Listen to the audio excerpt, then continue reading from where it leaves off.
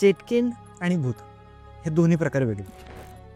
कॉलेजमध्ये दिवसभरात पण त्या दिवशी तो शांतच होता, जास्त काही बोलला नाही. सायंकाळी सगळे जेव्हा गेले तेव्हा आजोबा, माझा मित्र, त्याचे वडील किंवा आजोबांचे मित्र, असं आम्ही परत त्या मधल्या स्पेसमध्ये आम्ही गप्पा मारत रात्री बसलो.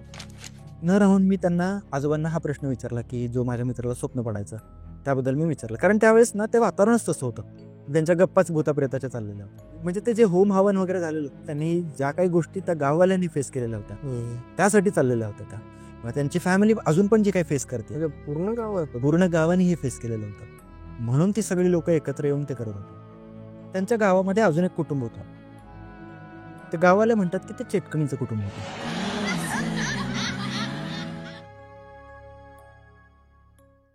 नमस्कार मित्रांनो, मी सौरभ पवार. हॉरर डायरीच्या पुन्हा एका नवीन एपिसोडमध्ये आपलं स्वागत करतो. तर आजचा जो टॉपिक आहे अनिकेत सरांच्या मित्रांचा आहे ॲक्च्युली, पण टॉपिक खूप भयंकर असणार आहे, खूप वेगळेपणा असणार आहे, खूप किचकट असणार आहे. तर चला तर चालू करूयात. नमस्कार, मी अनिकेत आणि हॉरर डायरीच्या ह्या एका एपिसोडमध्ये मला एका घटनेवरती बोलण्यासाठी तुम्ही मला बोलवलं. त्यासाठी मी ॲक्च्युली हॉरर डायरीचा मी खूप आभारी आहे. आणि ह्याची सुरुवात अशी आहे की काही दिवसापूर्वी मी तुमचे यूट्यूबवरती सर्फ करत असताना तुमचे व्हिडिओज पाहिले आणि किस्सा असा झाला की मला माझ्या एका मित्रासोबत घडलेली एक घटना आठवली आणि मग मला असं वाटलं की ती घटना सांगण्यासारखी आहे. म्हणजे ती हॉरर तर आहेच आहे, जसं मी तुमचे कंटेंट पाहिले, जशा तुमच्या स्टोरी होत्या त्याच्यावरती रिलेट करून मला असं वाटलं की ही गोष्ट त्याची तुमच्यापर्यंत पोहोचवावी किंवा तुमच्या व्ह्युअर्सपर्यंत पोहोचवावी असं मला वाटलं. आणि म्हणून मग मी तुमचे कॉन्टॅक्ट डिटेल्स वगैरे काढायचा प्रयत्न केला. तर यूट्यूबच्या तुमच्या पेजवरती आहेच आहे तुमचं तसं. आणि मग तुमच्याशी संपर्क झाला आणि मग तुमच्यापर्यंत पोहोचलं. आणि ही गोष्ट सांगण्याच्या आधी मी ॲक्च्युली त्या मित्राचा कन्सर्न घेतला आहे. त्याच्या फॅमिलीसोबत पण बोललो आहे की अशी अशी घटना मी सांगणार आहे, तर त्यांचा कन्सर्न घेऊनच मग मी ही गोष्ट सांगत आहे. हां, तर नेमकी काय गोष्ट आहे असं? हां, तर ही गोष्ट आहे त्यांच्यासोबत घडलेली किंवा ती आजतागायत त्यांच्यासोबत घडत आलेली आहे. आणि त्या घटनेची सुरुवात मी ॲक्च्युली लगेचच करत नाही, कारण ही कशी कशी घडत गेली किंवा काय ह्याची सुरुवात मी खूप आधीपासून करेन. की सीन काय आहे की माझा एक मित्र आहे, आमचं एज्युकेशन एकत्र झालं पुण्यामध्ये. जेव्हा आम्ही शिकायला आलो 2017च्या दरम्यान मी पुण्यात शिकायला आलो आणि त्याच दरम्यान त्याची आणि माझी भेट झाली. इंजिनिअरिंगच्या काळात असताना सगळे नवीनच मित्र असतात, सगळ्यांचीच ओळख होत होती. पण हा माझा नवीन मित्र असा होता की त्याची फॅमिली त्याला ॲक्च्युली सोडायला आलेली होती, माझी फॅमिली सोडायला आली होती आणि आमची त्यावेळेस भेट झाली होती. आणि म्हणून मग थोडेफार आमच्या गप्पा वगैरे झाल्या होत्या ॲडमिशनच्या सुरुवातीच्याच काळात वगैरे. आणि असं झालं की आम्ही एकत्रच हॉस्टेलवरती पण म्हणजे जी पोरं बरीच इथे शिकायला येतात ते बाहेर रूम करून राहतात किंवा कॉलेजच्या हॉस्टेलवरती राहतात. तर आम्ही दोघे असे होतो किंवा बरेच जण असे आम्ही होतो की कॉलेजच्या हॉस्टेलवरती राहणार होतो. आणि जेव्हा हॉस्टेलचं ॲडमिशन होतं त्यावेळेस आमची भेट झाली होती आणि तिथून पुढे मग आमची बऱ्यापैकी ओळख झाली.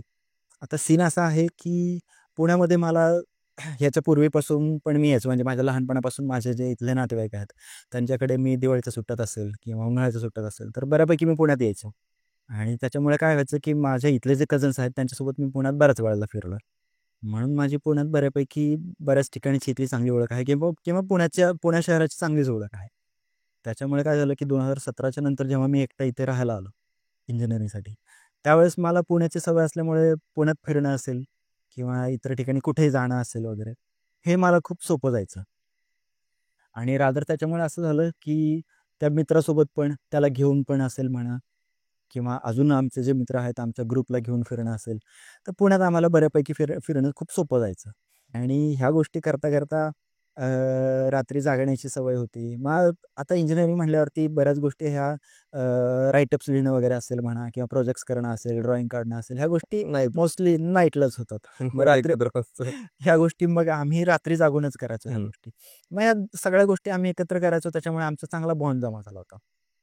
आणि असं झालं ओव्हर द पिरियड की ज्यांची चांगली मैत्री झाली त्यांनी काय केलं की रूम एकमेकांसोबत शेअर करायला सुरुवात केली. म्हणजे ज्यांचं चांगलं जमतं त्यांनी एकाच रूममध्ये शिफ्ट करायला सुरुवात केली. मग तसंच आम्ही पण काय केलं की तो माझा मित्र आणि मी, कारण काय झालं सुरुवातीलाच पहिल्या दिवशी जेव्हा त्याच्या फॅमिलीसोबत पण ओळख झाली त्याच्यामुळे त्याची माझी पहिल्याच दिवसांपासून चांगली मैत्री होती. त्याच्यामुळे मग आम्ही आणि फिरण्यामुळे पण आमची चांगली मैत्री झाली होती. म्हणून मग असं केलं की आम्ही दोघंही एकत्रच एका रूममध्ये शिफ्ट झालो. त्या रूममध्ये ॲक्च्युली 4 जणांचं ऑक्युपेशन होतं. आणि 4 जण आम्ही फर्स्ट इयरचेच होतो. डिपार्टमेंट वेगवेगळे जरी होते आमचे, कारण फर्स्ट इयरला असं काही नसतं की सगळे डिपार्टमेंट वाईज शिफ्ट होत नाहीत. सगळ्या डिपार्टमेंटचे एकत्रच असतात. त्याच्यामुळे वेगवेगळ्या डिपार्टमेंटचे असून सुद्धा आम्ही एकच रूममध्ये राहायचो. कारण फर्स्ट इयरला सगळे सब्जेक्ट सेमच असतात. त्याच्यामुळे त्याचा फरक फर्स्ट इयरला तर पडत नाही. आणि मग काय झालं की रात्री जागायची तर सवय ऑलरेडीच होती. त्याच्यात अजून एक सवय अशी होती आम्हाला त्यावेळेस, रात्री आम्ही एक आर.जे. प्रवीणचा 93.5 वरती FM वरती एक एपिसोड त्याचा ऐकायचो. अजून लक्षात येतं मला. अजून लक्षात येतो. कारण तो फील तसा घेऊन आम्ही ऐकायचो. त्याचा किस्सा असा होता, की त्याचा एपिसोड होतं एक कहाणी ऐसी भी असं काहीतरी त्याचं नाव होतं. आणि ते खूप हॉरर आणि तो खूप भारी फील घेऊन सांगायचा. आणि आम्हाला पोरं आगाऊ आहेत त्याच्यामुळे काय त्यांना तशी तशी गोष्ट ऐकायला किंवा ऐकायला आवडतंच सगळ्यांना किंवा सांगायला म्हणा. तर ह्या गोष्टी आम्ही करायचोच. म्हणजे एकत्र बसून हॉरर काहीतरी गोष्टी सांगणं असेल किंवा ऐकणं असेल, कुठलातरी किस्सा ऐकायचा कोणाचा तरी, कुठलीतरी स्टोरी सर्च करायची आणि ऐकायची. मग त्याच्यात आम्हाला हे रेड एफएमचं त्यावेळेस मिळालं. आणि ते ऐकताना आम्ही ॲक्चुअली काय करायचो, की हॉस्टेलचे सगळे कर्टन्स लावायचे, विंडोजचे सगळे कर्टन लावायचे. लाईट्स बंद करायच्या, फॅन डिम करायचा आणि 2-3 मोबाईलवरती सेम चॅनल लावायचं आणि 2-3 कोपऱ्यात मोबाईल ठेवायचा आणि ऐकायचं. म्हणजे तो साउंड इको झाला पाहिजे आणि तो फील आला पाहिजे. ह्याच्यासाठी आम्ही ते करायचो. म्हणजे असे किती जण मिळून आम्ही करायचं? 5-6 जण तरी बसायचो. हम्म. 4 जणांचं जरी तिथे कॅपॅसिटी असली तरी आम्ही त्या मोमेंटला तरी 5-6 जण, 7-8 जण मग म्हणजे बाजूचे. जसं ज्यांना आवडतं तसं यायचो. एक वेळा असं झालं की 15-20 जण पण आम्ही एका वेळेला बसायचो. मग ते 3-4च्या ठिकाणी 5-6 मोबाईल व्हायचे हम्म. आणि आवाज पण भारी यायचा वगैरे. ह्या गोष्टी आम्ही खूप करायचो त्यावेळेस. पण असं झालं त्यावेळेस जेव्हा आम्ही ह्या गोष्टी करायचो, त्यावेळेस जो हा माझा मित्र होता, तो कानात कॉर्ड्स घालायचा आणि त्याच्या बेडवर जाऊन झोपायचा. मग मला असं वाटलं की ह्याला जास्त असा काही इंटरेस्ट नाही ह्या गोष्टी ऐकण्यामध्ये किंवा थोडासा घाबरट आहे. म्हणून मग त्याच्याकडे आम्ही काही असं विशेष लक्ष दिलं नाही. ठीक आहे वाटलं. आणि सीन काय होता, की तो थोडासा धार्मिक होता. बऱ्याच गोष्टी तो काही जण असतात की म्हणजे काहींना इंटरेस्ट नसतो की त्यांना ह्या गोष्टी असे खोटं वाटतात वगैरे, हं, असं पण असू शकतं ना. बरोबर, बरोबर. मग त्याच्यामुळेच मला असं वाटलं, की हां, ह्याला इंटरेस्ट नाहीये ह्या गोष्टी. काही गोष्टी ह्या अशा असतात, की फिक्शनल असतात. काही बनावट गोष्टी असतात किंवा काही खरेच किस्से असतात. त्याच्यामुळे मला वाटलं, की हां, तसा इंटरेस्ट नसेल त्याचा कदाचित. त्याच्यामुळे मग मी पण एवढं काही लक्ष दिलं नाही आणि थोडासा धार्मिक होता. तर त्याच्यामुळे काही गोष्टी तो ठराविक पण पद्धतीने करायचा. म्हणजे मंदिरात जाणं असेल, नॉन-व्हेज खाण्याच्या बाबतीत असेल, म्हणजे काही ठराविक दिवशी नॉन खाणारच नाही. नाही का, ह्या गोष्टी तो बऱ्याच करायचा किंवा पूजा वगैरे करणं, गळ्यात एक माळ ठेवून त्याची एक एक गोष्ट अशी सवय होती त्याची, की त्याच्याकडे एक माळ होती आणि तो सतत त्याच्याजवळ ठेवायचा. म्हणजे कधीच विसरायचा नाही. रादर तो बॅगमध्ये तरी ठेवायचा, खिशामध्ये तरी ठेवायचा किंवा तो घालायचा तरी. म्हणजे अंघोळीला जाताना समजा काढून ठेवलं. तर ती न विसरता तो घरातून बाहेर पडण्याच्या आधी किंवा रूममधून बाहेर पडण्याच्या आधी, कॉलेजला जायच्या आधी तो म्हणजे तुम्ही एक ठेवायचाच. प्रकारे त्याला जाणूनच घेतलं होतं आता सोबतच आहे म्हणून. हां, हां. त्याच्यामुळे आता एकमेकाच्या सवयी कळतातच, की ह्याचा स्वभाव असा आहे, त्याचा स्वभाव असा आहे, ह्याला ह्या गोष्टी आवडतात, नाहीत आवडत, ह्या विषयावरती हा चांगला बोलतो किंवा काय. तर त्याच्या पद्धतीने त्याचं तसं होतं, की तो थोडासा धार्मिक होता. त्याच्यामुळे मग आम्ही असं काही विशेष लक्ष द्यायचो नाही आणि मित्र वेगवेगळ्या पद्धतीचे असतात. सगळ्यांचे स्वभाव काही सारखे नसतात. त्याच्यामुळे आम्ही सगळ्यांनाच सांभाळून घ्यायचो. कसाही कोणाचा स्वभाव जरी असला किंवा काही जरी असलं किंवा कोणाच्या कशाही सवयी असल्या तरी आम्ही सांभाळून घ्यायचो आणि इंजिनिअरिंगमध्ये म्हणल्यावरती असतातच. असे वेगवेगळ्या प्रकारचे नमुने असतातच. त्याच्यामुळे सगळ्यांसोबत आणि त्याचा फायदा काय होतो, की आपल्याला बऱ्याच गोष्टी शिकायला मिळतात. त्याच्यामुळे मग आम्ही सगळ्यांना सांभाळून घ्यायचो. मग त्याच्या ह्या गोष्टीकडे आम्ही असं काही विशेष लक्ष द्यायचो नाही. तर किस्सा असा आहे, की ह्या गोष्टी तर त्याच्या होत्याच. त्याच्या सवयी तर होत्याच. हॉररचं जेव्हा आम्ही ते एपिसोड्स ऐकायचो त्यावेळेस तो काही ऐकायचं नाही कानामध्ये कॉर्ड्स टाकून बसायचा वगैरे. पण इतर ज्या सगळ्या ॲक्टिव्हिटीज होत्या, त्याच्यामध्ये तो इन्व्हॉल्वड असायचा. म्हणजे हे कोणाची मजा-मस्ती करणं असेल, म्हणजे ठरवून आपण एखाद्याची मजा घेतो. तसं करणं असेल किंवा गोंधळ घालणं असेल, सगळे मिळून आम्ही सीनियरसोबत पण आम्ही गोंधळ घालायचो. सीनियर आमचं हे वरच्या फ्लोअरवरती राहायचं. मग रात्री असं व्हायचं, की सीनियर रात्री 12 नंतर काय करायचे, वरती यायचे आणि आवाज करायचे, "Spartans, what is your profession?" मग खालून ज्युनियर लोकं सगळे ओरडायचे, "लहू, लहू, लहू" म्हणून. मग ही पण गोष्ट होती आणि अशा सगळ्याच गोष्टी आम्ही करायचो. मग ते डस्टबिन जाळणं असेल म्हणा किंवा बऱ्याच जणांना हा, म्हणजे तुम्ही खूप एन्जॉय वगैरे. हां, एन्जॉय खूप करायचो आम्ही. बॅचलर लाईफ त्याच्यातच मजा आहे. हॉस्टेलमध्ये जी मजा येते, ती अशी घरात राहून येत नाही. त्याचा अनुभव आम्हाला पुरेपूर आला. ठीक आहे. मग ह्या सगळ्या गोष्टी करण्यामध्ये तो इन्व्हॉल्व्ड असायचा. त्याच्यामुळे त्या पर्टिक्युलर एका गोष्टीकडे आम्ही काही असं विशेष लक्ष दिलं नाही, की आम्ही जे हॉरर गोष्टी ऐकायचो त्यावेळेस तो कानात कॉर्ड घालून झोपायचा.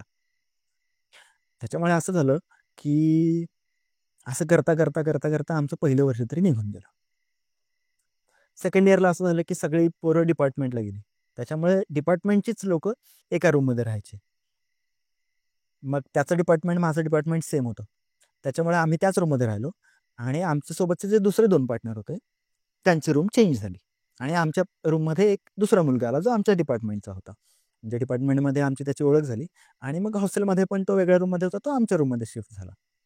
तर डिपार्टमेंटमधला जो तिसरा पार्टनर होता, जो आमच्या रूममध्ये आला होता, त्याची फर्स्ट इयरला असल्यापासूनच बऱ्यापैकी थोडीशी ओळख होती. त्याच्यामुळे तो जेव्हा आमच्या रूममध्ये आला, तर त्याला ॲडजस्ट करायला असा आम्हाला काही विशेष अडचण जाणवलीच नाही. एकाच डिपार्टमेंटमध्ये आता काम करायचं होतं आणि आधी तशी बऱ्यापैकी ओळख होती. त्याच्यामुळे तो नवीन जरी आला तरी असं काही विशेष नवीन नव्हतं. फक्त रूम पार्टनर म्हणून तो नवीन होता. एवढाच विषय. मग त्याला पण हॉस्टेलमधल्या गोष्टी कळून घ्यायला किंवा थोडाफार वेळ गेला. आम्ही काय मजा करतो हॉस्टेलमध्ये किंवा काय वगैरे ह्या पण गोष्टी त्याला कळायला थोड्याशा वेळ घेत. तुमच्या रूम मध्ये येऊ काय हां, हां. कारण तो नवीन होता. तिथल्या गोष्टी कशा चालतात किंवा काय इथे आम्ही कसं वागतो.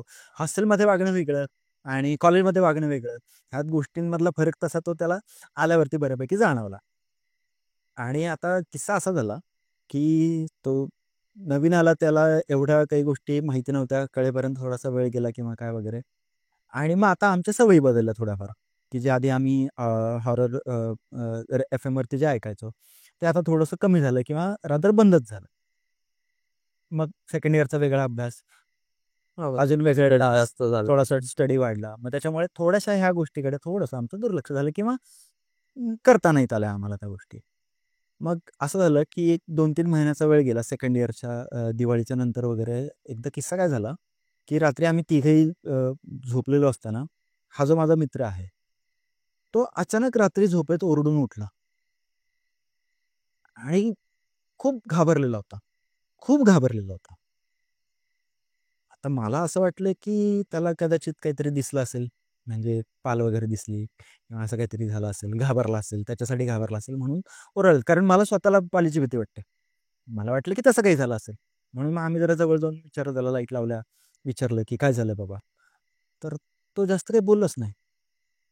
असा घाबरलेला होता, की त्याला काही असं सांगावं किंवा काय, तो अशा मनस्थितीत नव्हताच.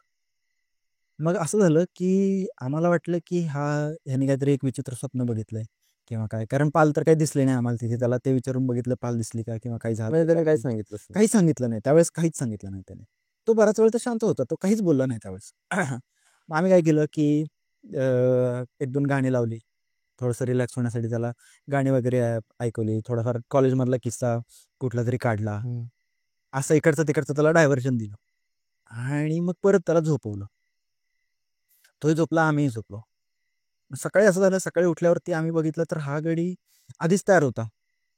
आमच्या आधी उठला. त्याचं जे रोजचं रुटीन होतं म्हणजे पूजा वगैरे करणं असेल किंवा काय हे त्यांनी केलं आणि आधीच तयार होऊन तो बसला होता आणि कानात गाणी ऐकत तो बसला होता. मग आम्हाला असं वाटलं, की रात्रीचा किस्सा ह्याला ॲक्चुअली विसरायचा असेल किंवा आठवायचंच नसेल, असं काही असेल म्हणून कानात त्यांनी कॉर्ड्स टाकलेत आणि फक्त आम्ही उठून तयार होऊन निघण्याची वाट बघतोय. मग आम्ही पण पटापट आवरलं आम्ही दोघांनी पण आणि निघून गेलो कॉलेजसाठी. कॉलेजमध्ये दिवसभरात पण त्या दिवशी तो शांतच होता.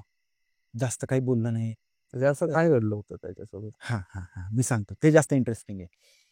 तर काय झालं, त्या दिवसभरात तर तो काही जास्त बोलला नाही. म्हणून वाटलं मला, की नको ह्याला परत ती गोष्ट आठवण करून, कारण विचारल्यावरती परत माणसाला असं होतं, की तो परत ट्रॉमा बसतो. म्हणून मग वाटलं, की ह्याला नकोच विचारायला परत. 1-2 दिवस मी काही विचारलंच नाही त्याला. पण 3ऱ्या-4थ्या दिवशी मी न राहून त्याला विचारलं, की झालं काय होतं नेमकं? पण त्याला परत त्या टॉपिकवरती बोलायला नको वाटत होतं किंवा त्याला तो विषय नको होता म्हणून त्यांनी टाळायचा बऱ्यापैकी प्रयत्न केला. पण मी त्याला ना थोडं कम्फर्ट फील करवलं, की जे काही तो सांगणार आहे, तर ते तेवढंच तो कम्फर्टेबली सांगू शकेल, असं त्याला एक झोन तयार करून दिला. आणि त्याला विश्वासात घेतलं, की बाबा तुला जर खरंच काही अडचण असेल, तर तू ॲटलीस्ट मित्रांसोबत शेअर करशील. कारण काय होतं, की सेकंड इयरला मधल्या दिवाळीच्या काही काळापूर्वी वसई जवळ असल्यामुळे त्याचे पॅरेंट्स यायचे. दिवाळीच्या आधी त्याला घ्यायला वगैरे आलेले होते किंवा काय हे जवळ असल्यामुळं ते यायचं वगैरे किंवा आमचं त्यांच्यासोबतही फिरणं चांगलं होतं. त्याच्या फॅमिली मेंबरला ओळखायचो, ते माझ्या फॅमिली मेंबरला ओळखायचं. मग जेव्हा तो आमच्यासोबत राहतोय, तर त्याला काही अडचण असेल, तर ती माहिती असणं गरजेचं आहे. मग काय ऑब्विस म्हणून त्याच्या घरचे पण तुलाच विचारणार ते होते. मला विचारणार, की "बाबा त्याला हे असं-असं होतं, तुम्हाला माहिती नव्हतं का?" किंवा काही जरी झालं, तर "तुम्हाला माहिती नव्हतं का?" किंवा काय असं कोणी विचारण्यापेक्षा किंवा तो एवढा चांगला मित्र झाला होता, की त्याच्या अडचणी माहिती असणं, हम्म. तेवढंच आम्हाला गरजेचं वाटायचं, की म्हणजे माझ्या काही अडचणी असतील त्याला माहिती होत्या. इतर कोणाचे आमचे कोणी मित्र असतील, तर एकमेकांच्या गोष्टी शेअर करायच्या. आम्ही तसे मित्र कमी, भाऊ जास्त होतो. त्याच्यामुळे बऱ्यापैकी सगळ्याच गोष्टी आम्हाला एकमेकांच्या माहिती होत्या. म्हणून मग ही गोष्ट पण मी त्याला तेवढ्या विश्वासात घेऊन त्याला विचारायचा प्रयत्न केला. थोडा वेळ त्यांनी पॉज घेतला आणि मग त्यांनी सांगितलं, की त्याला रात्री असं स्वप्न पडलं होतं, की एक खूप सुंदर स्त्री त्याच्या स्वप्नात आली होती आणि तिने त्याला खूप भोवळ वाढली आणि तो तिच्या सोबत एका ठिकाणी गेला आणि त्या महिलेने त्याला एवढं वश केलं होतं, की त्याला काय करावं हे सुधरत नव्हतं किंवा कळत नव्हतं आणि ती त्याच्यासोबत काय करते हे कळत नव्हतं त्याला आणि त्याला असं एका मोमेंटला फील झालं त्या दिवशी, त्या रात्री, की ती त्याच्या छातीवर बसून त्याचा जीव घेते आणि तिचं जे सुंदर रूप होतं ते अचानक एकदम भयानक रूप तयार झालं तिचं. केस विखुरलेले होते, तोंडाला रक्त लागलेलं वगैरे किंवा काय आणि ती त्याचा जीव घ्यायचा प्रयत्न करते आणि त्याचा जीव असा घुसमटल्यासारखा किंवा जीव जात असल्यासारखा त्याला फील झाला आणि तो अचानक ओरडून उठला रात्री. म्हणजे त्या रात्री त्याच्यासोबत असं त्यासोबत असं झालं रात्री, स्वप्न. त्याच्यामुळे तो रात्री तसा अचानक ओरडून उठला. कारण त्याचा जीव कासावीस झाला असावा कदाचित त्यावेळेस आणि म्हणून तो घाबरून उठला. आणि मग आता हे ऐकून मला थोडंसं वाटलं, की काहीतरी खतरनाक आहे. काहीतरी भयानक आहे. कारण असं सहसा स्वप्न कोणाला पडत नाही, की कोणतरी जीव घेतं तुमच्या छातीवरती बसून असं सहसा काही स्वप्न सहसा पडत नाही कोणाला. मला सुरुवातीला वाटलं, की हां, ठीक आहे पडलं असेल. पण कॉलेजचा कसला स्ट्रेस असेल, दुसऱ्या कुठलं टेन्शन असेल किंवा काही असेल.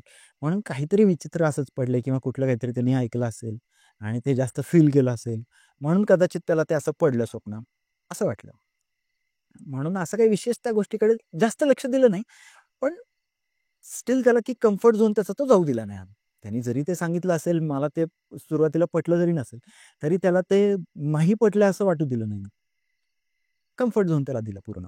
त्याच्यानंतर काही दिवस गेले. परत मग आमचं रुटीन रोजचं.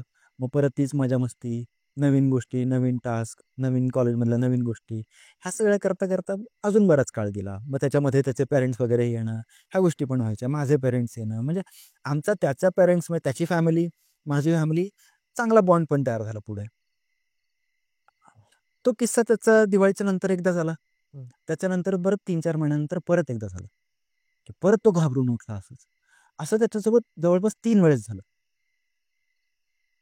आता हा किस्सा मला तर तो सीरियस वाटलाच, की असं परत-परत होणं तरी बरोबर नाही. त्याच्यासाठी म्हणा किंवा कोणासाठीही म्हणा, बरोबर नाही. कारण आपल्यासोबत मित्र राहणारा त्याला एक जर स्लीप पॅरालाइजचा प्रकार म्हणता येईल. बऱ्यापैकी ह्या गोष्टी होतात.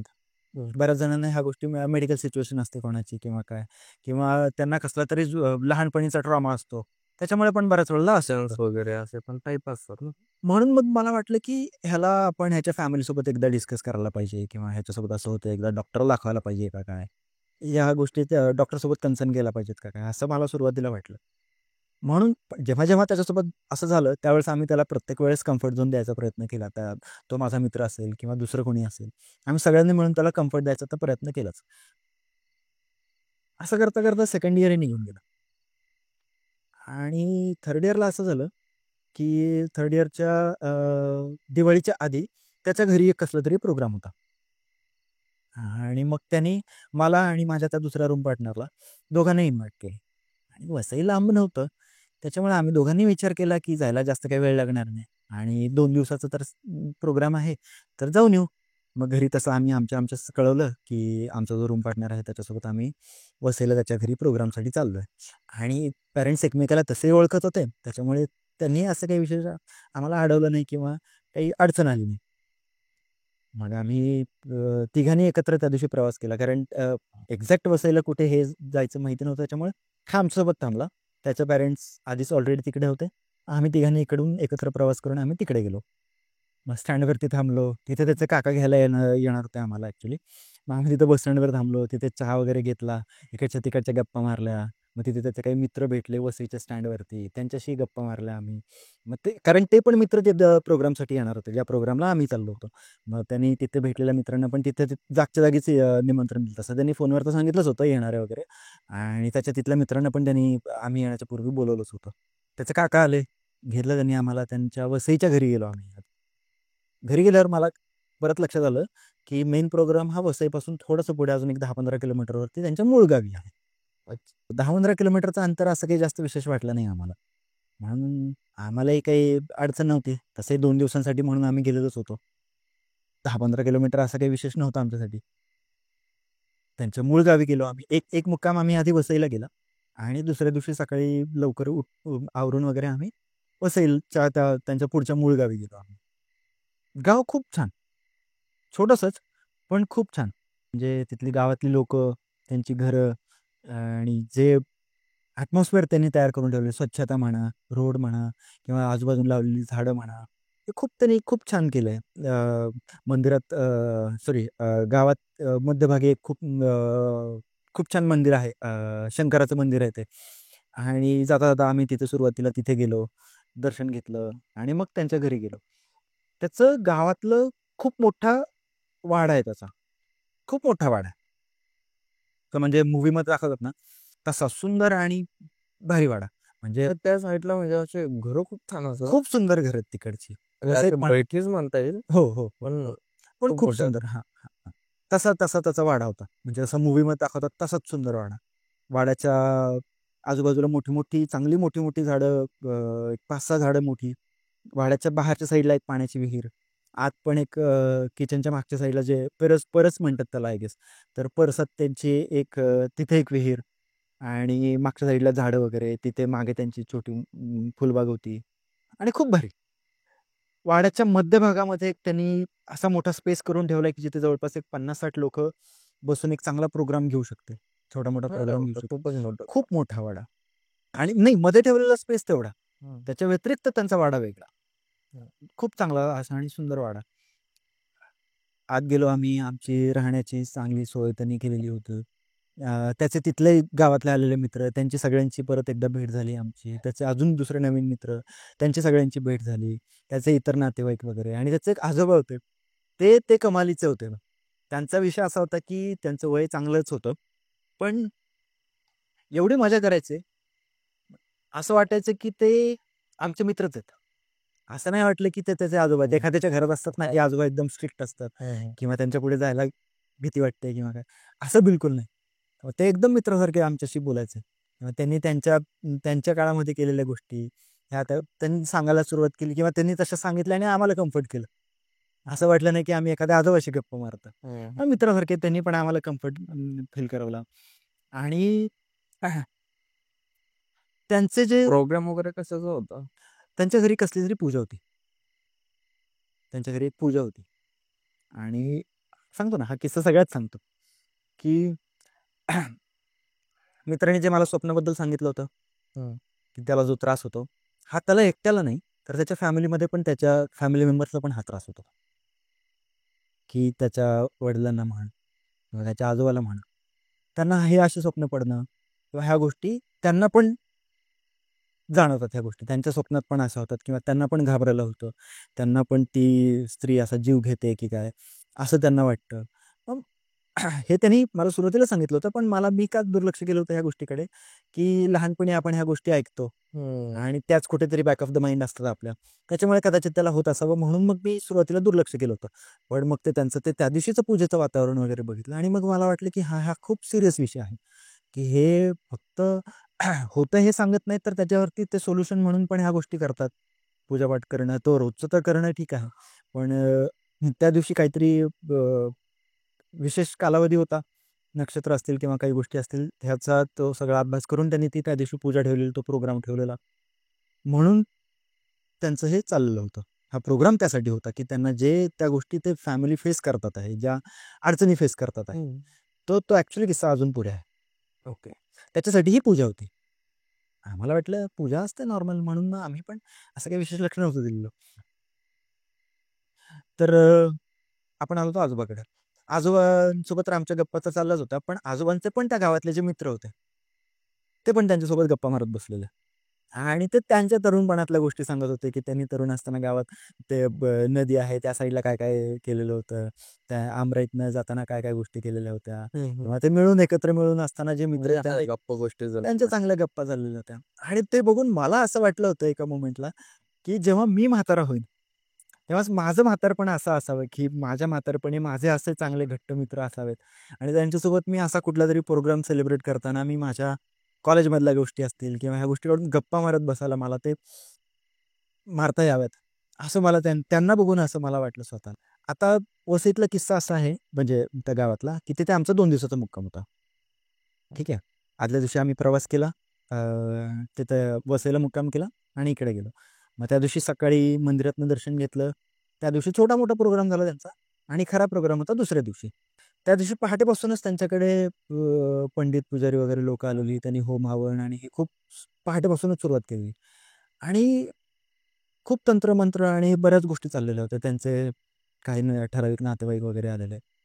गावातले काही मंडळी आणि हा प्रोग्राम खूप वेळ चाललेला होता.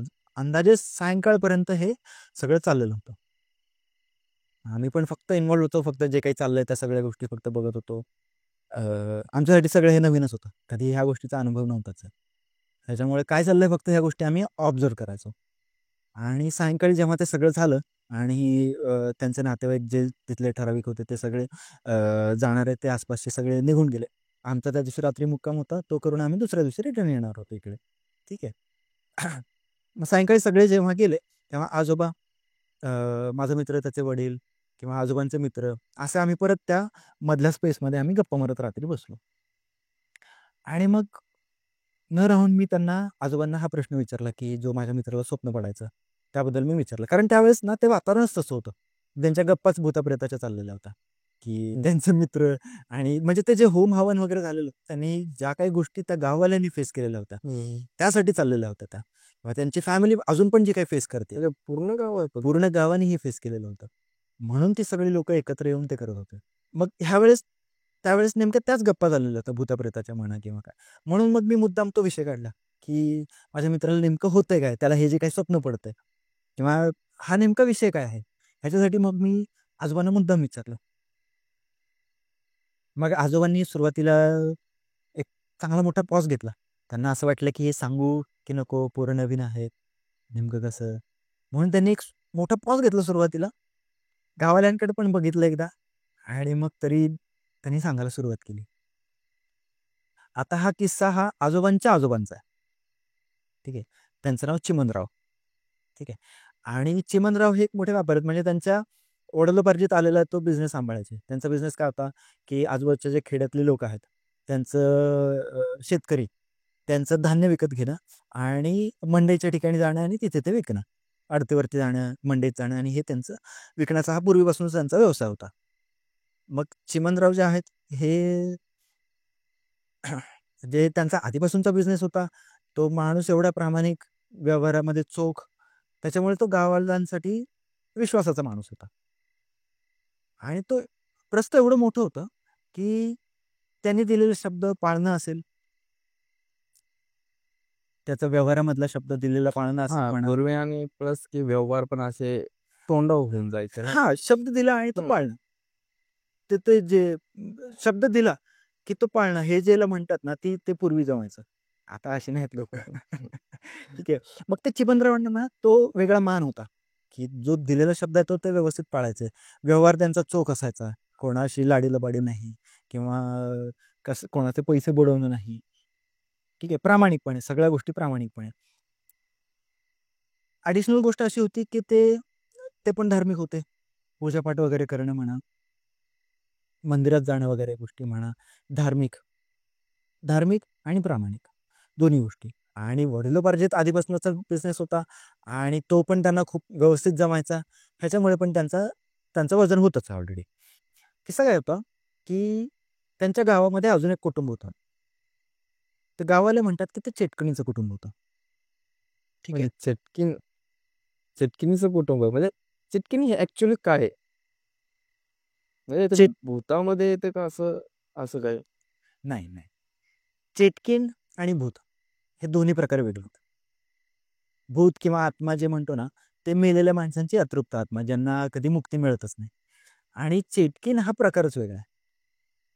चेटकीण काय असतं, म्हणजे जे आजोबांनी मला सांगितलं, की चेटकीण काय असतं, की ते असतात तर माणसंच, पण त्यांच्याकडे एक अशी विद्या असते, अशी काळी जादू असते, की ज्याचा वापर करून ते नैसर्गिक शक्तींना सुद्धा झुकवतात. असं आजोबांनी सांगितलेलं, की त्यांच्याकडे ते काळ्या विद्येमध्ये किंवा तंत्रमंत्रामध्ये एवढे पारंगत असतात, की ते नैसर्गिक शक्तींना सुद्धा झुकवतात. आणि ते असंच एक कुटुंब त्या गावामध्ये राहायचं. आणि ते कुटुंब काय करायचं, त्यांच्या शक्तीचा वापर करून गावातल्या लोकांना त्रास द्यायचा. आणि त्यांचं त्रास देण्यामागचं कारण असं असतं, की चेटकिणीचा प्रकार असा असतो, की त्यांच्याकडे एक अशी शक्ती असते, की ते चिरतरुण राहण्यासाठी काही प्रॅक्टिसेस करतात. त्या त्यांच्या काळ्या जादूचा वापर करून किंवा तंत्रमंत्राचा वापर करून चिरतरुण राहण्यासाठी त्याचा वापर करायचा. चिरतरुण म्हणजे काय? म्हणजे की त्या कधी मरणारच नाहीत. हो. त्यांच्या विद्येचा वापर करून ना त्या कधी वयस्क होणारच नाहीत, म्हाताऱ्या होणार नाहीत त्या. सतत तरुण राहणं किंवा त्यांचं वय न वाढणं, ह्याच्यासाठी त्या तंत्राचा वापर करायचा.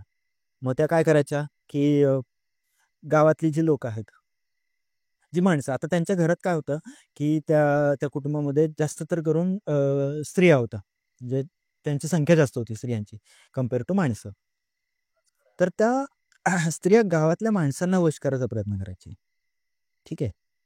आणि त्या गोष्टी त्या अजून काय करायच्या, की ज्यांची घराच्या बाहेर वाळवलेले कपडे असतील म्हणा, ते चोरणं. लहान बाळ असतील त्यांचे कपडे चोरणं किंवा ज्या स्त्रिया असतील त्यांचे जे मंथली जे कपडे असतात, तर ते चोरणं म्हणा, त्याच्यावरती जादू करणं किंवा महिलांचे केस चोरणं, त्याच्यावरती जादू करणं, किंवा एखादी महिला प्रेग्नेंट आहे, तर त्यांचं असं पण आहे, की असं म्हणजे आजोबांनी सांगितलेलं, की की त्या चिरतरुण राहण्यासाठी त्या गर्भातलं बाळ खातात त्या. बापरे! हां. आणि असा प्रकार त्या खूप करायच्या. आणि गाववाल्यांना त्याचा एवढा त्रास व्हायचा, की त्यासाठी ते काही करू पण शकायचं नाहीत. त्यांना आपोस जायला त्यांच्याकडे काही तेवढा ठोस त्यांच्याकडे काही नव्हतंच, गाववाल्यांकडे. आणि ते रोज ह्या गोष्टी फेस करायचे, की त्या महिला गावातल्या लोकांना वश करणं म्हणा आणि इतर गोष्टी कपड्यांवरती, केसांवरती किंवा जे काही मिळेल म्हणजे चालणाऱ्या माणसाचे जे पाऊलखुणा पडतील त्याची त्याची जी माती आहे, त्याचा पण ते वापर करायचे. ठीक आहे. किंवा हाडं असतील, रक्त असेल, ते कुठूनही कसंही मिळवायचे किंवा बळी देणं म्हणा, ह्या गोष्टी करायचे. त्या स्मशानात जाऊन रात्री, अपरात्री कधीही जाऊन तिथे तंत्रमंत्र, विद्या असा काहीतरी तो प्रकार विचित्र करत राहायचा. आता ह्या सगळ्या गोष्टी गाववाल्यांना कळत होत्या. पण त्यांच्याकडे असं काही ठोस नव्हतं, की जेणेकरून त्या त्या परिवाराला म्हणा किंवा त्या कुटुंबाला ते काहीतरी अपोज करतील. आणि ते गाववाले सगळे म्हणायचे, की हे चेटकिणीचा प्रकार आहे. तर तो चेटकिणीचा जो प्रकार होता, ह्या सगळ्या गाववाल्यांना तर ते दिसत होतं, की त्यांचा काय त्रास होतोय किंवा त्या काय-काय करतात. म्हणजे जसं तंत्रमंत्र करणं तर हे आहेच आहे. स्मशानामध्ये अर्ध्या रात्री जाऊन पूजापाठ करणं, कसली तरी काळी जादू करणं, हाडं असणं किंवा रक्त असणं किंवा गावातल्या विहिरीजवळ कोंबडं कापून टाकणं असेल म्हणा किंवा पडकेवाड्या असतील, तिथे पण काहीतरी अशी पूजा करणं. तिथे त्यांचं ते सामान पडलेलं असायचं. विहिरीच्या जवळ बऱ्याच वेळेला त्यांचं ते सामान पडलेलं बऱ्याच वेळेला गावाला म्हणजे सापडायचं. अशी काही दुश्मनी होती का गावकऱ्यांसोबत? दुश्मनी नव्हती, पण त्यांचं त्यांचं असं असतं, की त्यांना त्यांची विद्या किंवा त्यांचे जे तंत्र आहेत किंवा त्यांचं नॉलेज जे आहे, ते सतत वाढत राहिलं पाहिजे ह्याच्यासाठी ते ज्यांचं कोणाचं चांगलं होतं, ते त्यांना देखवत नाही. ते त्याच्यावरती मग त्यांच्या तंत्राचा वापर करतात किंवा त्यांचं अजून एक असं होतं, की आता सहसा काय होतं, की आपण गावातल्या माणसं कशी असतात, की आपल्या घरी कोणी आलं, तर सहसा त्याला कोणी आपण हाकलत नाही किंवा जा म्हणत नाही. आलं तर त्याचा पाहुणचार करणं, नॉर्मल गप्पा मारणं वगैरे असं करतो. पण गावाला हे लक्ष द्यायचं, की जेव्हा त्या कोणाच्या घरी जायच्या, ठीक आहे, हं, तर त्या घरात अ, कोणाला तरी नजर लागणं म्हणा किंवा हं. त्या घरात त्या करणी झाल्यासारखं होणं म्हणा किंवा त्या घरातलं कोणतरी आजारी पडणं किंवा त्या घरात सतत भांडणं होणं, विनाकारण भांडणं, काही कारण नसताना विनाकारण भांडणं होणं किंवा एखादा आजारी पडून त्याचा मग त्याच्यामुळे मृत्यू होणं, हा म्हणजे असं करणे टाईप कर. करणे टाईप प्रकार, असा ते खूप प्रकार करायचे गावामध्ये. हा सगळा त्रास होत असून सुद्धा गावाला त्यांना काही करू शकत नव्हतं. किंवा त्या चेटकिणींचं असं पण होतं की एखादी प्रेग्नंट बाई असेल तर तिच्या त्या बाळाकडे, पोटातल्या बाळाकडे जरी त्यांची नजर गेली तरी ते बाळ जन्माला यायचं नाही किंवा त्याचा पोटातच मृत्यू व्हायचा. ह्या सगळ्या गोष्टी माहीत असून सुद्धा गावाला त्यांच्या त्या बाबतीत काही करू शकत नव्हते. आणि मग हा रोजचा प्रकार त्यांचा काही ना काही चालू असायचा की ते रोज काही ना काही करायचे. ठीक आहे. हं. मग गाववाल्यांनी कंटाळून काय केलं की जे जुने जाणकार आहेत त्यांना गावात बोलवलं आणि त्यांना हे सगळ्या गोष्टी सांगितल्या की नेमकं काय होतंय, गाव कुठल्या प्रकारे अडचणी फेस करते, ह्या सगळ्या गोष्टी त्यांनी जाणकारांना सांगितल्या. मग त्यावेळेस चिमणराव तर होतेच तिथे. त्यावेळेस जाणकारांनी चिमणरावांना सांगितलं की तुम्ही पुढाकार घ्या गाववाल्यांसाठी. तिथले जे महादेवाचं मंदिर आहे तिथे त्यांनी एक मोठी पूजा घातली आणि चिमणरावांना काही डिरेक्शन्स दिले त्यांनी की असं असं तुम्ही पूजापाठ करा. ते तर रेग्युलर ते तर पूजापाठ करायचंच, पण गाववाल्यांसाठी त्यांनी एक वेगळं त्यांना सांगितलं. शक्ती वगैरे प्राप्त करण्यासाठी. हां, त्यांनी ॲक्च्युली त्यांना अशा काही गोष्टी सांगितल्या होत्या, अशा काही टेक्निक सांगितल्या होत्या की जेणेकरून तुम्हाला महादेवाचं ते ऑलरेडी भक्त होतेच आहे की त्यांची सिद्धी प्राप्त होईल. ह्याच्यासाठी त्यांनी काही गोष्टी त्यांना सांगितल्या होत्या की पर्टिक्युलर शेड्यूल त्यांनी फॉलो करायचा. ह्या बऱ्याच गोष्टी त्यांनी चिमणरावांना सांगितल्या होत्या. आता त्या जे कुटुंब होतं चेटकिणीचं कुटुंब, त्यातली जी मेन होती अ, कनिकाबाई, जी त्या कुटुंबातली सगळ्यात मेन होती. तिच्याच डिरेक्शनखाली किंवा तिच्याच सांगण्यावरती त्यांच्या कुटुंबातल्या ज्या काही इतर महिला होत्या, त्या सगळ्या ह्या गोष्टी घडवून आणायच्या. मग त्या कनिकाबाई सगळ्यात जास्त मेन असल्यामुळे तिला अपोज करण्यासाठी त्या जाणकारांनी चिमणरावांना पुढाकार घ्यायला सांगितला होता. आता चिमणरावांनाच सांगण्याचं कारण असं होतं की त्यांच्या घरामध्ये जो त्यांचा मुलगा होता, त्याचा जन्म हा कृत्तिका नक्षत्रामध्ये झाला होता. आणि कृत्तिका नक्षत्रामध्ये जन्माला आलेली जी बाळं असतात, त्यांच्यामध्ये थोडीशी निगेटिव्हिटी त्या नक्षत्रामुळे त्यांच्यामध्ये ती येते. आणि त्या निगेटिव्हिटीचा फायदा घेऊन चेटकिणींना त्यांच्यासोबत त्यांच्या संपर्कात येऊन जे पुढे जे बाळ निर्माण होईल किंवा त्यांचं जे काही पुढे मूल जन्माला येईल, त्याच्यामध्ये ती त्यांची शक्ती किंवा त्यांचे जे काही त्यांचे जे काळी जादू आहे, ती त्यांच्यामध्ये त्यांना ट्रान्सफर करता येऊ शकत असायची. ही त्यांचीच पद्धत असते. म्हणजे त्यांची जी काही त्यांची चेटकिणींचा जो काही प्रकार असेल, ते चिरतरुण राहण्यासाठी ज्या ज्या काही गोष्टी करू शकत असतील, त्याच्यातला हा प्रकार असा होता की जे कृत्तिका नक्षत्रामध्ये जन्माला येतात, तशा जन्माला येणाऱ्या माणसाच्या संपर्कात येऊन जे बाळ जन्माला येईल, त्याला ती त्या शक्ती त्यांना इझिली ट्रान्सफर करता येऊ शकत असायची म्हणून. आणि त्याच नक्षत्रातल्या त्यांच्या मुलाचा जन्म असल्यामुळे चिमणरावांना ते सिद्धी प्राप्त झाल्यावरती त्यांना त्या गोष्टी कंट्रोल करता येऊ शकत असायच्या किंवा करता येऊ शकतील. ह्यासाठी मग त्या जाणकारांनी चिमणरावांना पुढाकार घेतला आणि गावकऱ्यांसाठी चिमणरावांनी पण हा पुढाकार घ्यायला अ, तयार झाले ते. त्यांनी ऑलरेडी ते गावामध्ये वेल नोन होते किंवा ते चांगलं प्रस्थ होतच तसंही. तर त्यांना अजून एक संधी मिळाली की गावाल्यांना आपण अजून ह्या संकटातून पण बाहेर काढू शकू. ह्यासाठी पण त्यांनी मग पुढाकार घेतला आणि मग त्यांनी दिवस-रात्र त्या जाणकारांनी ज्या ज्या काही गोष्टी सांगितल्या त्या करण्यासाठी त्यांनी पूर्ण वेळ त्यांनी घालवला आणि एक पर्टिक्युलर ड्युरेशन नंतर त्यांना ती सिद्धी प्राप्त झाली.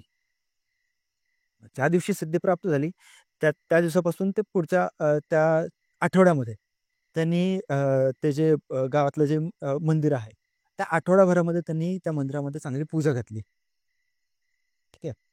आणि शेवटच्या दिवशी, ज्या दिवशी पूजा संपली, त्या दिवशी ज्या ठिकाणी ही कनिकाबाईचं कुटुंब राहत होतं, ते आणि ज्या ठिकाणी त्यांनी सगळं हे तंत्रमंत्र आणि तो जो गावाच्या बाहेरचा थोडासा जंगल टाईपचा जो एरिया होता, ज्या ठिकाणी सगळ्या त्यांनी जो त्यांचा पसारा करून ठेवला होता, ते सगळं त्यांनी जाळून टाकलं. म्हणजे त्या जे बायकांना सुद्धा त्या सगळ्या त्या कुटुंबाला म्हणजे सगळ्यांना त्यांना एकट्यानेच का त्यांनी? नाही, त्या गाववाल्यांना मिळून आणि चिमणरावांनी मिळून सगळ्यांनी मिळून त्या ठिकाणी त्यांनी सगळं त्यांचं ते जाळून टाकलं आणि त्या कुटुंबातले सगळेच जण संपले. त्यांचा जवळपास सगळ्यांचा नाश झाला. पण प्रॉब्लेम असा झाला, की त्या सगळ्या गोंधळामध्ये त्या कनिकाबाई आणि त्यांची एक मुलगी, जी एक खूप खूप लहान मुलगी होती. ती खूप लहान म्हणजे तान्हं बाळ जसं असतं ना, ती. हे दोघी जण कशातरी वाचल्या. म्हणजे ते मेन लीडरच होते. ती मेन लीडर जी कनिकाबाई जी मेन होती ती आणि ते लहान बाळ, तिचं नाव तारा. ठीक आहे. ह्या दोघी कशा बशा तरी वाचल्या. आणि एवढं परफेक्ट नाव वगैरे कसं कळालं तुम्हाला? त्यांनी ते एवढं सगळ्यांनी त्या सगळ्या गोष्टी एक्सपिरियन्स केलेल्या आहेत ना. म्हणजे आजोबाच्या वडिलांनी पण, म्हणजे चिमणरावांचा मुलगा, त्यांनी पण ह्या गोष्टी फेस केल्या. कारण ते स्वतः त्या कृतिका नक्षत्रातले असल्यामुळं त्यांना पण बऱ्याच गोष्टी फॉलो करायला लागायच्या. जसं त्यांच्या वडिलांनी सांगितलेलं आहे, म्हणजे चिमणरावांनी सांगितलेलं आहे.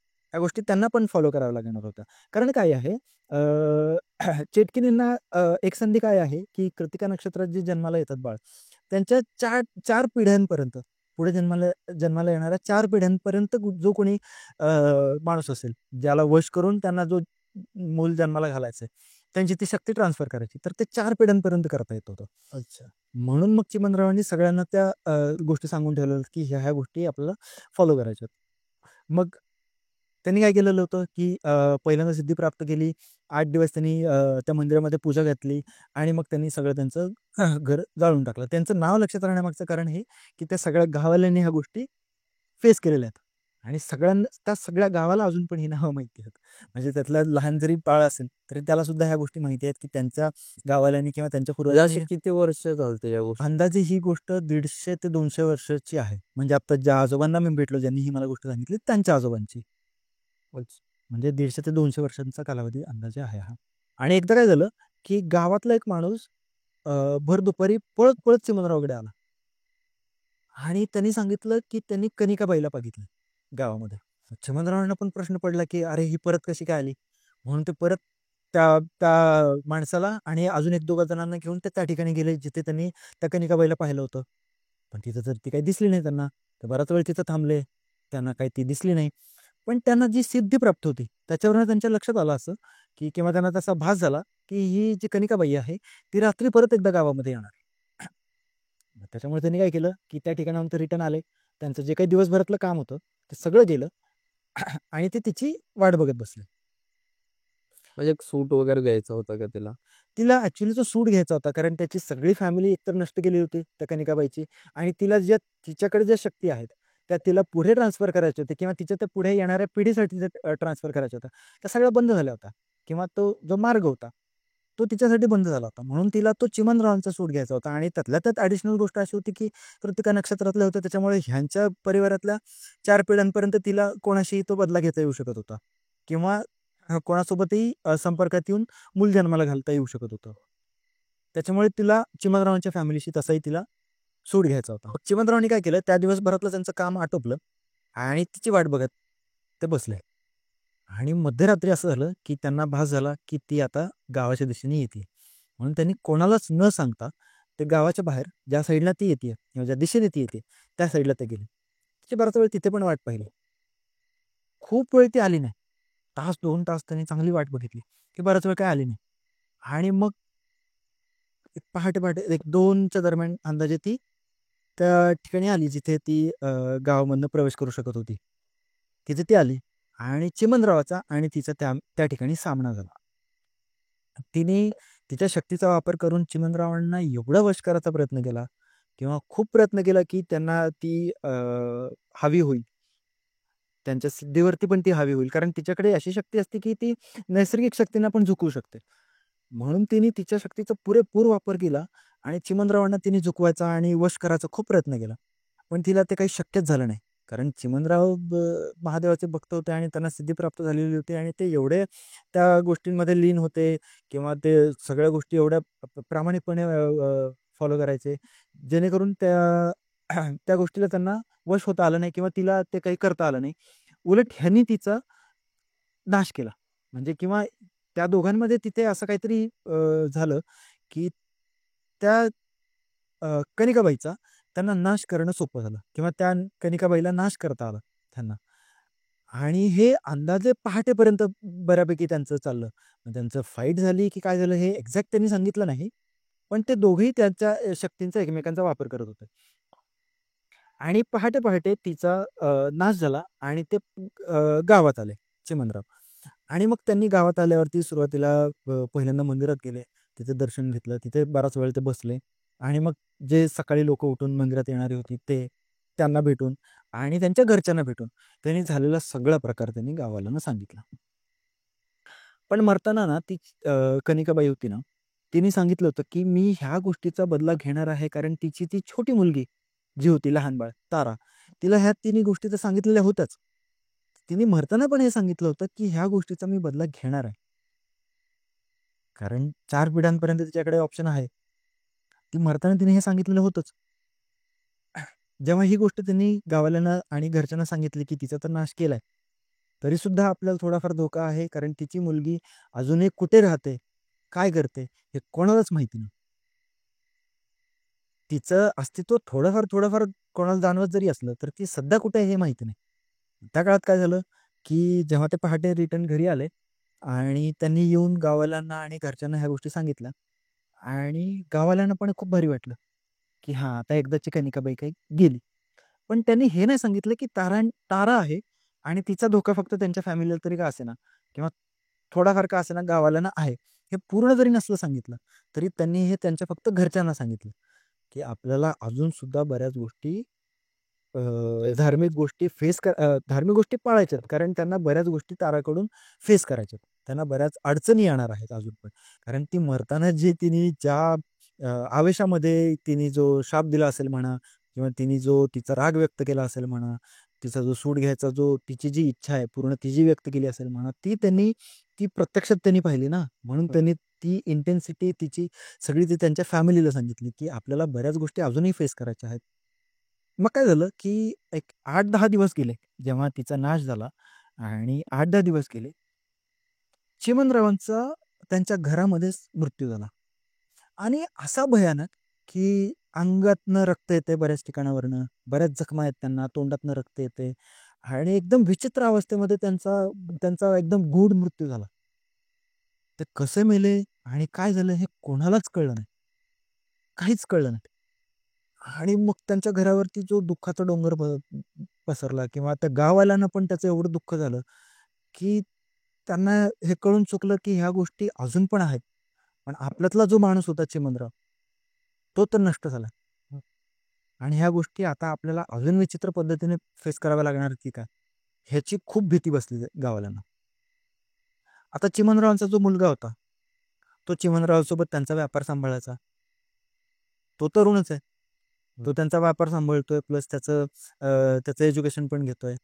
ह्या दोन्ही गोष्टी तो एकत्र सांभाळतोय. प्लस त्याच्या त्या धार्मिक रूढी परंपरा ज्या काही आहेत त्याच्या वडिलांनी सांगितलेल्या, त्या गावकऱ्यांनी सांगितलेल्या ह्या सगळ्या गोष्टी तर तो फॉलो करतोच आहे. ह्या गोष्टी करत असताना जेव्हा त्याचं व्यापाराकडे लक्ष आहे, म्हणजे आजूबाजूच्या खेड्यातनं धान्य घेणं आणि ह्या गोष्टी तर तो म्हणजे तो पूर्णपणे हां, follow परंपरागत करत. ज्या गोष्टी त्यांचा जो व्यापार चालू आहे तो सगळ्या गोष्टी तर करतोच आहे.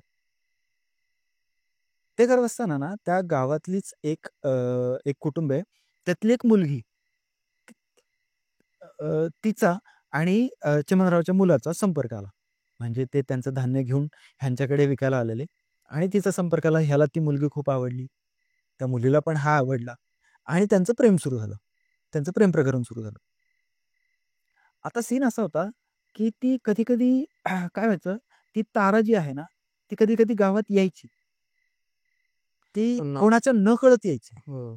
ती कधीतरी अशी जाणवायची लोकांना आणि तिचं येण्यामागचं कारण असं होतं, की तो जो मुलगा आहे, चिमणरावांचा जो मुलगा आहे, त्याला तिला वश करायचं होतं. त्याचं लग्न झालेलं नव्हतं. त्याला जर एकदा वश केलं आणि त्यांच्या संपर्कातून जे मूल तयार होईल किंवा जन्माला येईल, त्याला ती शक्ती ट्रान्सफर करायची होती तिला किंवा त्यांचं ते चिरतरुण राहण्यासाठी ज्या काही गोष्टी करता येतील, त्यांची जी शक्ती आहे, ती सगळी त्याला देता येईल. ह्याच्यासाठी म्हणून ती त्याच्या संपर्कात येण्याचा प्रयत्न करायची, त्याला वश करायचा प्रयत्न करायची. पण हे त्या मुलाला विशेष लक्षात यायचं नाही, की ती ताराच आहे. त्याचं ॲक्चुअली त्या शेतकऱ्याच्या मुलीवरती प्रेम होतं. पण जेव्हा ती ही संपर्कात यायची ना, तेव्हा त्याला थोडंसं जाणवायची त्याला दिसायची. ते जाणवायचं. म्हणजे अशी माणसासारखी दिसायची. माणूसच, ती माणूसच. फक्त त्यांची शक्ती, ती काळी शक्ती किंवा त्या जे तंत्रमंत्र आहे, हं. हे करण्यामुळे त्यांचं फक्त अस्तित्व वेगळं आहे. चेटकिनीचं अस्तित्व वेगळं. जसं मगाशी सांगितलं भूत हं. आणि चेटकिनीतला फरक आहे तो. ठीक आहे. ती बऱ्याच वेळेला जेव्हा संपर्कात यायची, तेव्हा त्याला असं व्हायचं, की तो वश झालाय तिच्या. हो. आणि त्याला खूप कन्फ्यूज व्हायचं, की मला तारा आवडते का ती मुलगी आवडते? तो बऱ्याच वेळेला कन्फ्यूज व्हायचा आणि मग त्याला त्याला स्वतःला अनइझी फील व्हायचं, की बऱ्याच वेळेला असं व्हायचं, की त्याला तो काय करतोय ह्या गोष्टीचा त्याला अंदाजच यायचा नाही. तो अचानकच काम करता करता सोडून गावाच्या बाहेर जायचा किंवा काय. आणि ह्या गोष्टी बऱ्याच वेळेला तो अशा फील करायचा. पण त्याच्या वडिलांनी ज्या ज्या काही गोष्टी त्याला सांगितल्या जातात तो फॉलो करत असल्यामुळे त्याला पूर्णपणे तो तिला वश जायचा नाही किंवा काय. आणि ह्या गोष्टी बऱ्यापैकी गाववाल्यांनी बघितल्या होत्या, की ह्याला काहीतरी होतं. मग त्यांनी काय केलं, त्यांना तर गाववाल्यांना त्या मुलीसोबतचं असलेलं त्याचं प्रेम प्रकरण माहिती होतं. म्हणून त्यांनी काय केलं, जेवढं लवकर होईल तेवढं लवकर त्यांचं लग्न लग्न लावून दिलं. जेणेकरून काय होईल, की ती जी कोणी मुलगी संपर्कात येते ह्याच्या, ज्याच्यामुळे त्याला जे अनइझीनेस फील होतं, तो होऊ नये आणि लवकरात लवकर त्याचं इकडे लग्न व्हावं आणि ह्यांना हा दुसऱ्या मुलीच्या संपर्कात येऊन त्याचं अस्तित्व किंवा त्याचं वेगळं जग निर्माण व्हावं. ह्यासाठी म्हणून त्यांनी लवकरात लवकर त्याचं लग्न लावून दिलं. आणि त्याच्यानंतर त्यांना दुसरा मुलगाही झाला. अ, चिमणारावांना नातू झाला. त्या म्हणजे हे आजोबा. हे मोठे होते घरामध्ये. हां, हे घरामधले मोठे आहेत ते. हं. मग ते जन्माला आले. आणि आता त्या मुलीचं आणि चिमणरावच्या मुलाचं तर लग्न झालं. पण हे होण्याच्या आधीचं सीन असं आहे, की त्या मुलीला माहिती होतं, की ज्याच्यासोबत तिचं प्रेम आहे, त्याला कुठल्या-कुठल्या गोष्टी फेस करायच्या आहेत.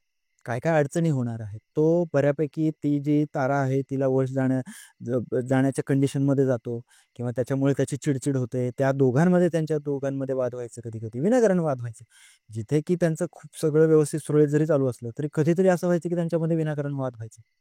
मग हे तिच्या लक्षात यायचं आणि ती स्वतः धार्मिक होती, सात्विक होती. त्याच्यामुळे तिला ह्या गोष्टी माहिती होत्या, की तिला कुठल्या गोष्टींना फेस करायचंय, कुठल्या शक्तींना फेस व्हायचंय किंवा फेस हं. करायचंय. त्याच्या अडचणीतनं पण त्या चिमणरावच्या मुलाला पण तिथून बाहेर काढायचंय, ह्याच्यामुळे पण ती तयार झाली होती.